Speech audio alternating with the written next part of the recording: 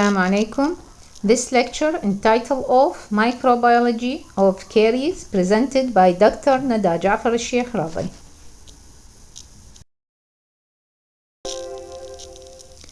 This slide shows the list of contents of this lecture. Oral cavity is a unique ecological system that is warm, moist, and opens to the oral environment. Two surfaces as well as dental plaque constantly encounters different challenges actually from food intake, oral hygiene measures, speech, and saliva. The bacteria grow in two different ways, as planktonic and biofilm. Planktonic mean the free-floating bacteria, like these bacteria grow inside the dental chair unit. It's mean inside the water lines of dental chair unit. While the formation of biofilm is generally summarized into 5 dynamic stages as loose attachment of planktonic cells, irreversible adherence, microcolony formation, macrocolony formation, and dispersal. So, environmental impact is crucial to biofilm formation. The resident microflora dynamically interacts with the human body, contributing directly and indirectly to the normal development of physiology and defense system of the host. Acquisition of this resident microflora occurs from birth as is a natural process, during which all environment exposed surfaces of the body become colonized. The organisms that establish and predominate on particular surfaces vary. However, this depends on the biological and physiological properties of each site. The mouth is no exception to this process, and distinct species of bacteria can be recovered from the mouth of infants only a few hours old. Once established, the resident microflora have a diverse composition consisting of a wide range of gram-positive, gram-negative bacterial species as well as yeast and other type of microorganism. In addition, the composition of oral microflora will change as the biology of the mouth alters over time. The mouth is continuously bathed with saliva at temperature of 35 to 36 Celsius and a pH of 6.7 to 7.2. The nutritional condition of oral cavity is often described as feast, further existing an influence on the composition of microflora. As the temperature is rise, so there is change in growth and colonization of microorganisms. The question here, what are the sources of microorganisms in the mouth?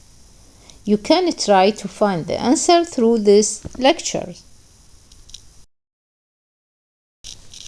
In nature, most habitats support a bacterial flora which is unique to particular habitats.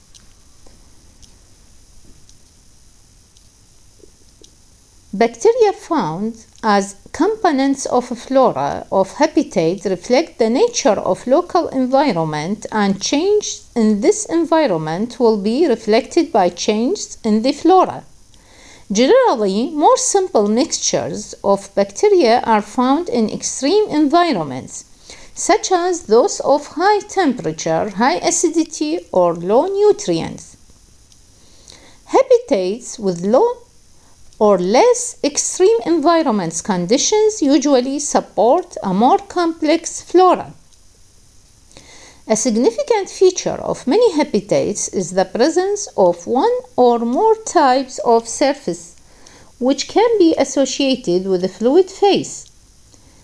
This fluid phase may be extensive as in streams where rocks, stones, and weeds provide surfaces or more circumscribed like thin layer of saliva which covers the teeth and soft tissue surfaces in the mouth. The significance of these surfaces to organisms is that they provide area enriched in nutrients and stable areas where bacteria can adhere and avoid being removed from the habitat. The flora of habitat develop through a series of stages, which can be covered by the term colonization. The first important aspect of colonization of a habitat by bacteria is one of access. The organism must be able to enter the habitat and consequently they must be able to be transmitted from one habitat to another. Bacteria are motile or they can be carried to a habitat by an animate or inanimate object. In nature, there are also reservoirs of bacteria in which they can be survive and from which they can subsequently move to a new habitat. The mouth of a newborn baby is usually sterile. Acquisition depends on the successive transmission of microbes to the site of potential colonization. In the mouth, although organisms can be derived from water, food, and other nutrients, fluids, the main route of transmission is via saliva.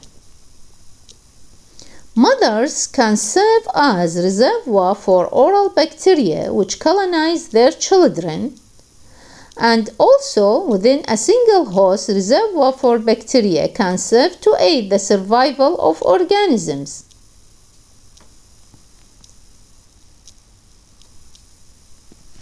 The transmission of bacteria from mothers to child is called vertical transmission.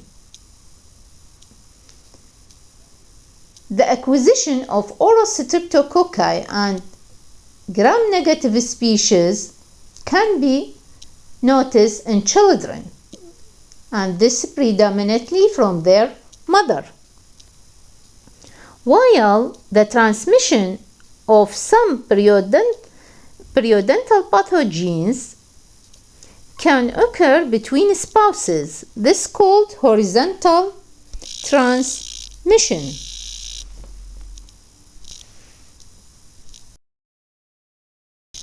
The diversity of oral microflora increases during the first months of life.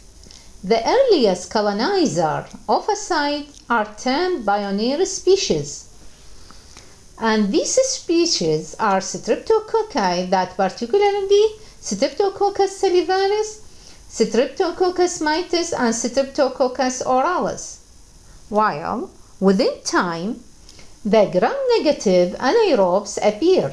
These include Brevotella amelogenica, Fusobacterium, and Veillonella type.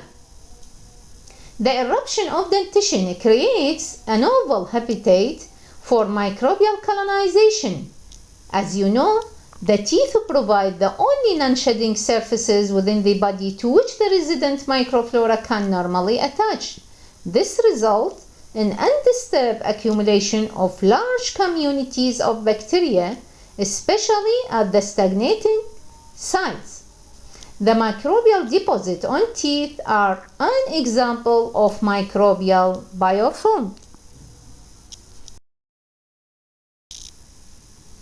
Mutant streptococci and Streptococcus sanguine generally appear in the normal mouth following tooth eruption. The development and maturation of dental biofilms create a condition that's suitable for a greater range of more fastidious bacteria. The flow of gingival clavicular fluid provides a source of essential nutrients for many obligate anaerobes. Actually, you must know the differences between these three types of microorganism. Facultative anaerobes is an organism that make energy by aerobic respiration if oxygen is present, but is capable of switching to fermentation or anaerobic respiration if oxygen is absent, while unobligate aerobes that cannot make the energy in absence of oxygen, and obligate anaerobes die in the presence of oxygen. Fastidious microorganism is any organism that has complex or particular nutritional requirements. That means this organism will only grow with the specific nutrients that included in its medium.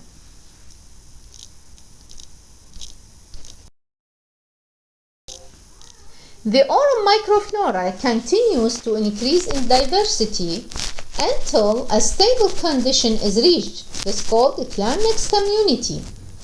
The climax community remains stable over time despite regular minor changing occur to local environments. That's due maybe to change in diet, oral hygiene, hormonal levels, and etc. The stability is termed microbial homeostasis. This is not a passive response by the organism but reflects a highly dynamic equilibrium between the resident microflora and the local environmental conditions at the site of the host. As example, a frequent sugar consumption can lead to imbalance among the species comprising the resident microflora, a consequence of which can be an increased predisposition to disease.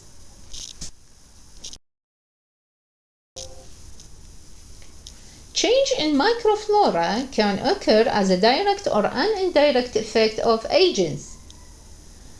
Such example on direct effect, such as the waning of cell-mediated immunity, which can lead to an increase in carriage of non-oral bacteria, like staphylococci and enterobacteria. While the indirect effect, as example, the increased wearing of dentures among elderly, which promote the colonization by yeast. As you know, that older people are more likely to be on long-term medication, this may lead to reduced salivary fluoride, which promote the colonization by lactobacilli and yeast. More than 700 different types of microorganisms have been detected in the mouth. The microbial habitats exist on mucosal surfaces, various surfaces of teeth, gingival crevice. The tongue has highly papillated surface, providing a protection encrypts to fastidious bacteria, which including obligate anaerobes. So the tongue can act as a reservoir for many species that are commonly found in dental plaque.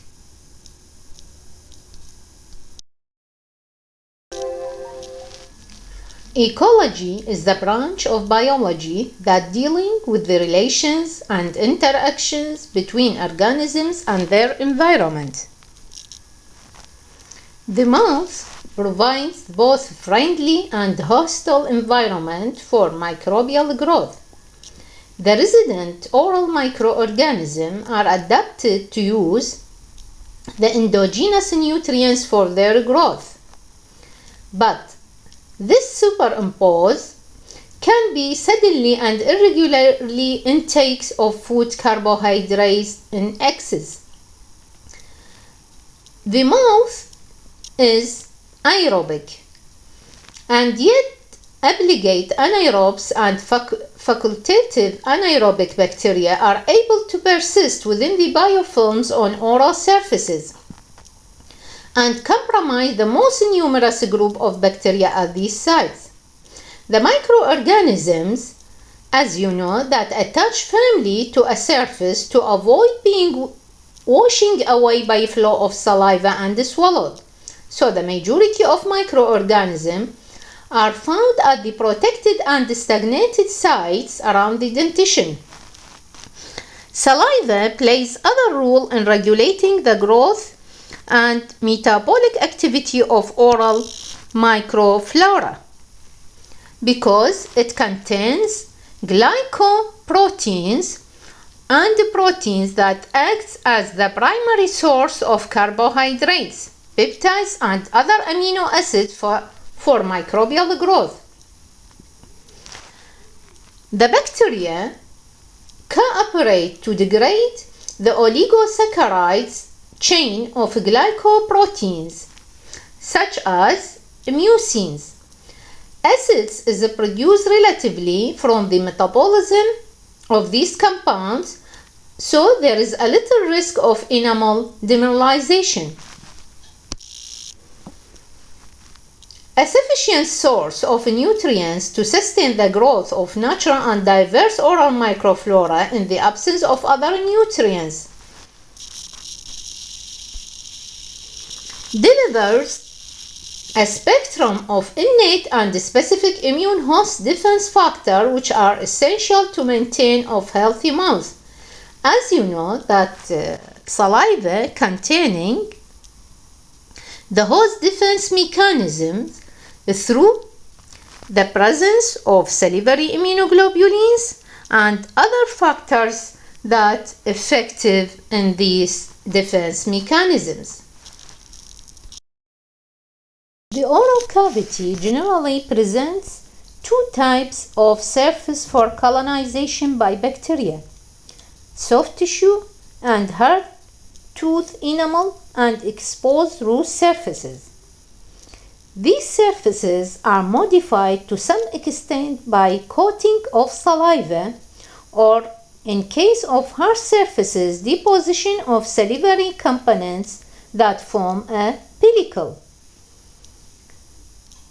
The important difference between two types of surfaces is that the soft tissue surfaces shed cells while the hard tissues don't. The loss of bacteria colonizing cells shed from soft tissues, that means readhering of bacteria, is significant to their survival in the habitat, and also the complex layer of bacteria, it means the biofilms, don't occur. This in contrast to hard surfaces, which will support the thick layers of bacteria which compromise the dental plaque. The term biofilm has been used to signify the common features among biofilms forming on teeth and those forming in other environments. The biofilm is defined as aggregate of bacterial cells that attach to a surface and embedded in polymeric matrix that is self-produced and helps the community to gain tolerance against antimicrobials and host defense. Bacterial adhesions to surfaces, as seen with the mineralized organisms, primarily involves two types of reactions: physicochemical and biochemical. These same interactions occur in the formation of plaque and calculus on oral structures. Because biofilm is composed of various species of organisms, interaction with other members of multi-species communities in the oral cavity can influence the behavior of dental bacterial plaque. The mixed species bacteria engulfed within the biofilm population behave differently from planktonic liquid phase monospecies cells. This difference in behavior has clinical implications.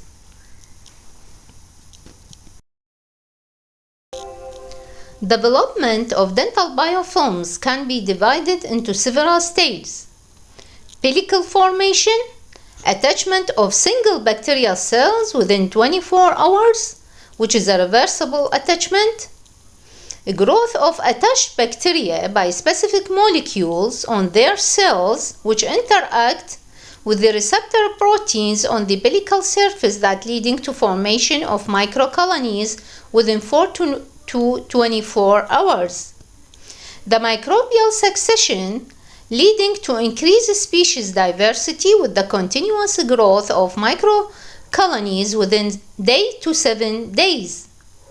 The mature biofilm within 1 week or older, including synthesis of extra polysaccharides. The biofilm formation, which is a highly dynamic process, and the attachment, growth, removal, and reattachment of bacteria may occur at the same time. So there are direct and indirect mediated changes in bacterial gene expression during biofilm development.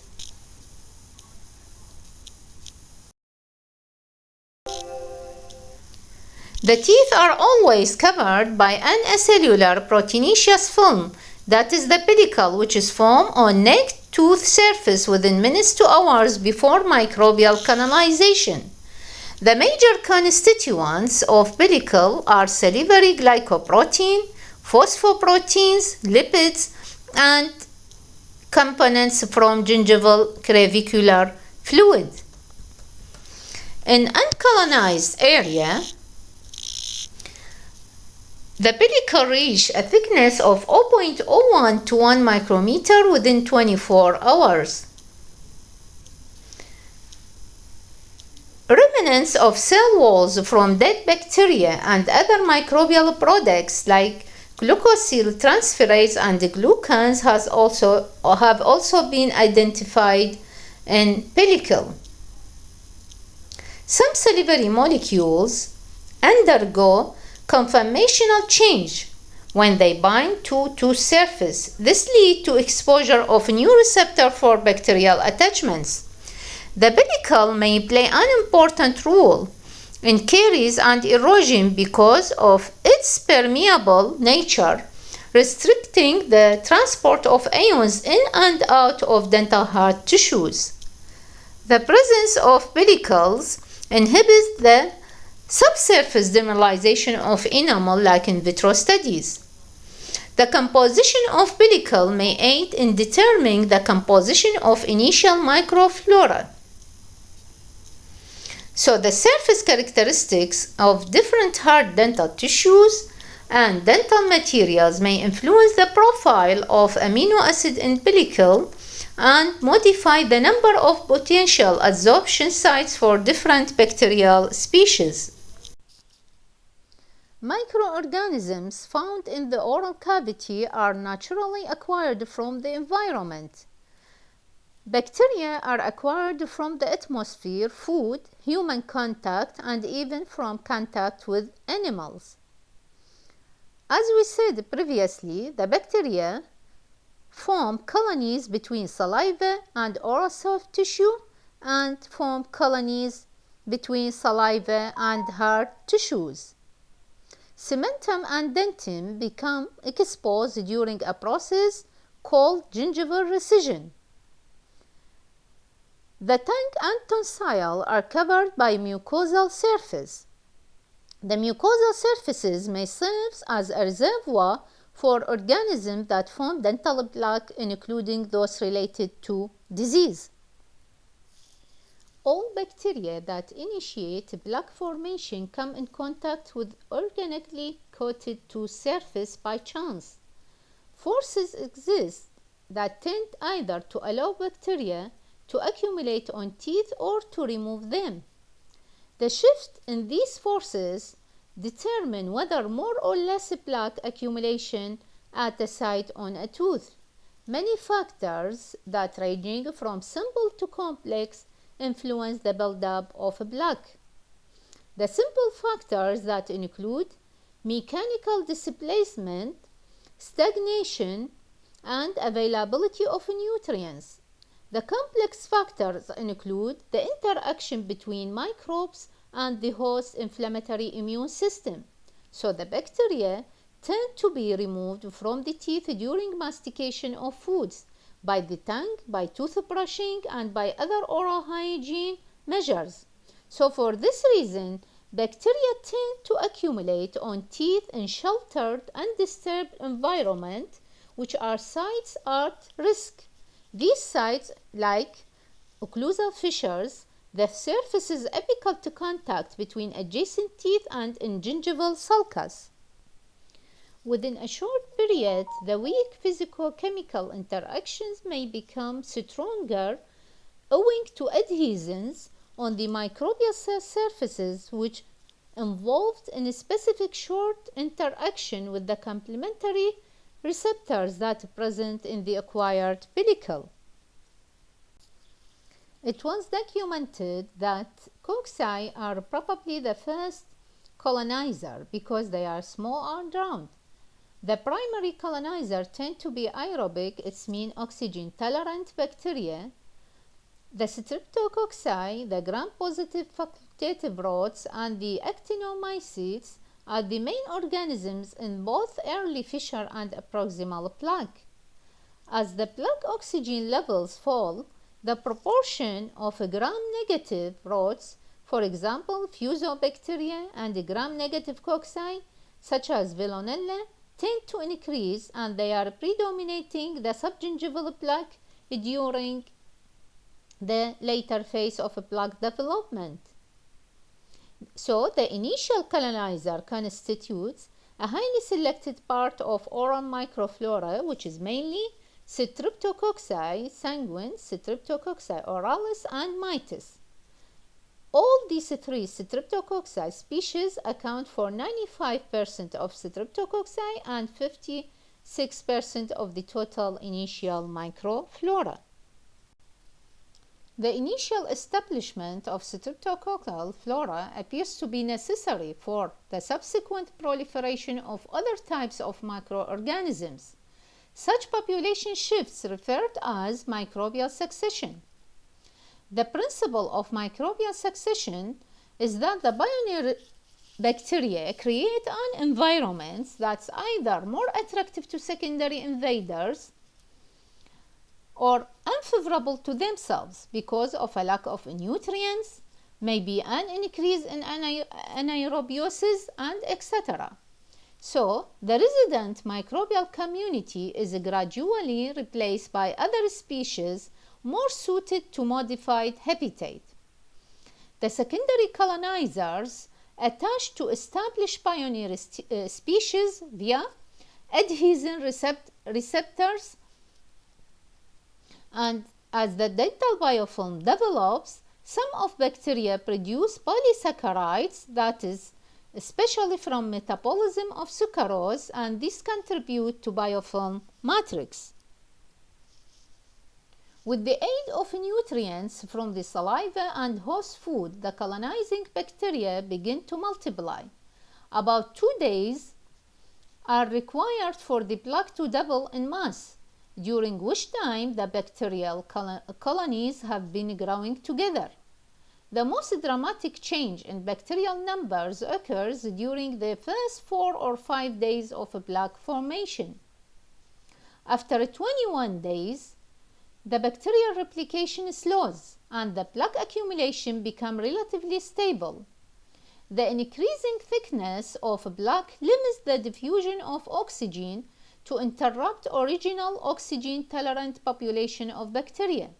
As a result, the organisms that survive in deeper aspects of developing plaque are either facultative or obligate anaerobes. These anaerobes can exist in an environment with or without oxygen, as we talked about it previously. As you know that the environments surrounding the dentition are not uniform. The composition of dental plaque is diverse, including gram-positive and gram-negative bacteria. Driven by environmental cues, dental plaque, which shifts to pathogenic biofilm with distinct microbial composition and metabolic activity, and thus initiates oral infectious disease such as dental caries.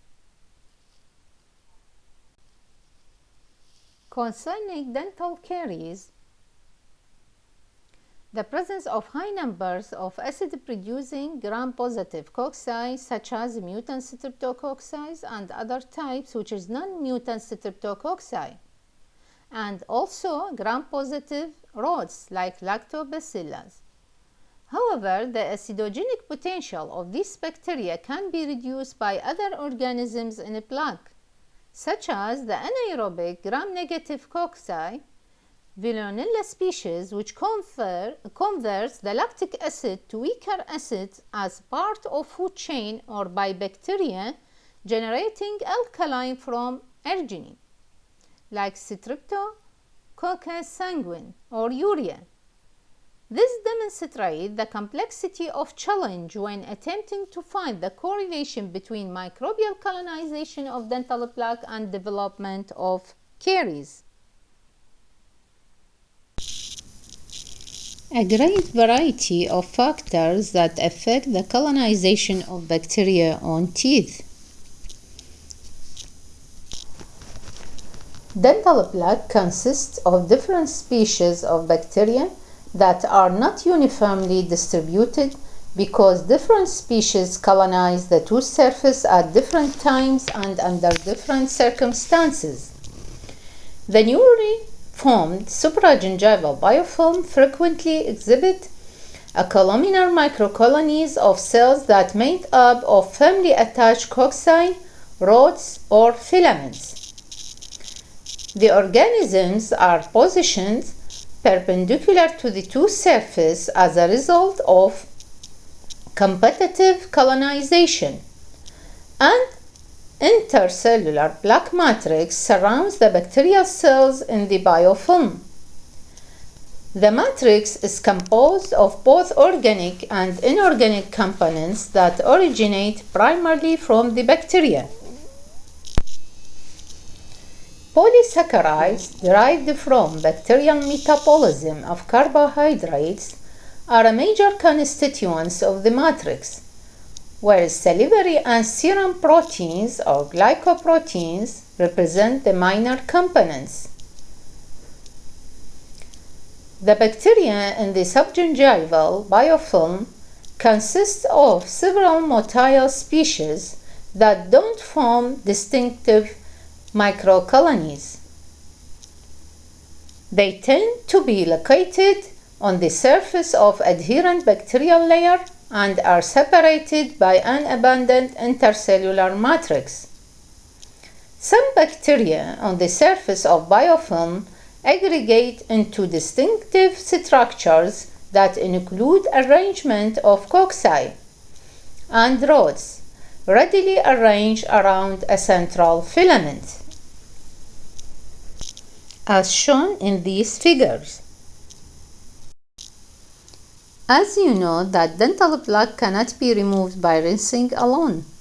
As the plaque matures, it becomes more resistant to removal with a toothbrush. A last stage in maturation of some dental plaques is characterized by appearance of mineralization in deeper portions of the plaque to form dental calculus. The term calculus is derived from Latin word meaning pebble or stone. Calculus cannot be removed by brushing or flossing. It is difficult to remove all the calculus even professionally. Also, calculus needs to be removed because its presence makes routine oral hygiene more difficult or even impossibly by forming calculus spurs. These structures may contribute to plaque accumulation and stagnation. So calculus removal is a prerequisite to regenerating lost or damaged periodontal tissues after treatment. In addition to local factors, calculus formation may be affected by behavioral factors and systemic conditions. Calculus formation is related to the fact that saliva is saturated with respect to calcium and phosphate ions. The precipitation of these ions leads to mineralization of dental plaque, which gives rise to calculus.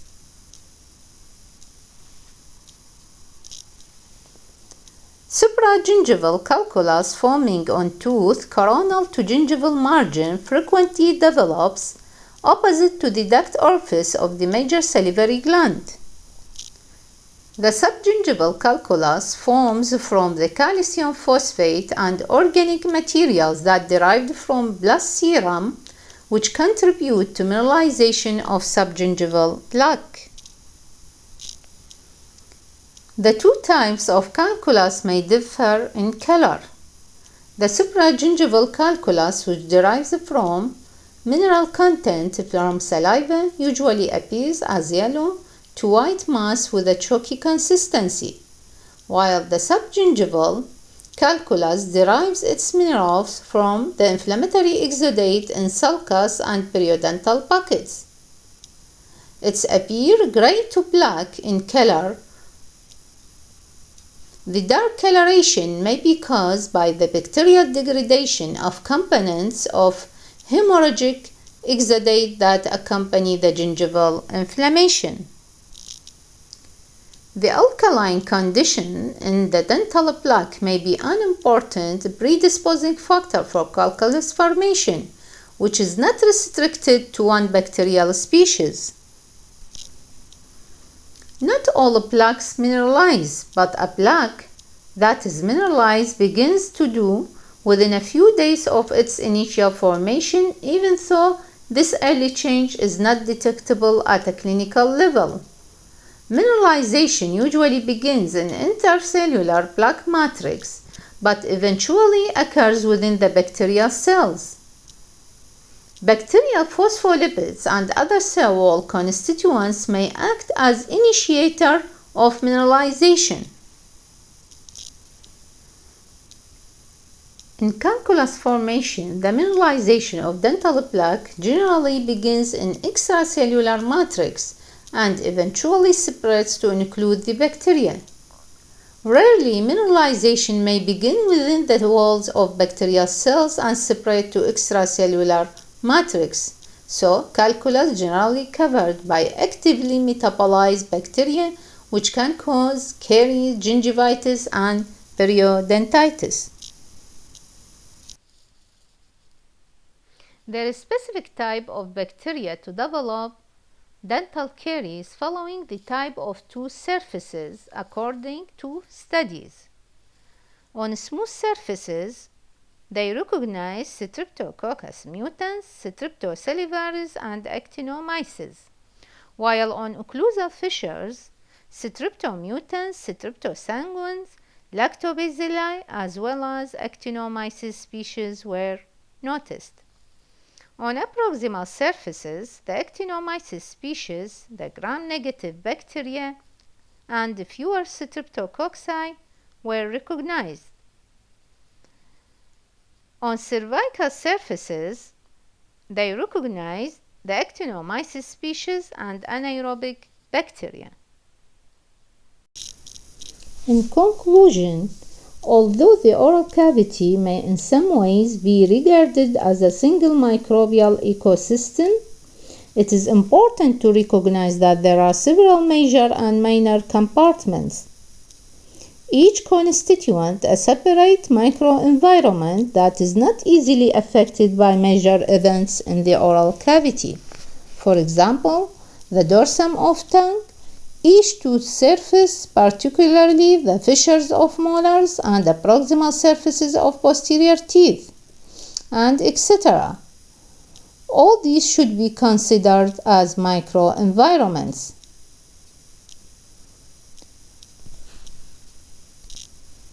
The first requirements for plaque formation is a solid surface. In the oral cavity, only a pellicle covered tooth surface offers such a condition. Although microorganisms may attach to the outer surface of epithelial cells of soft tissues, no plaque can form because these cells are continuously desquamated. The quantity of plaque that forms on clean tooth surfaces during a given time represents the net result of interactions among etiological factors, many internal and external modifying risk indicators and risk factors, as well as the protective factors.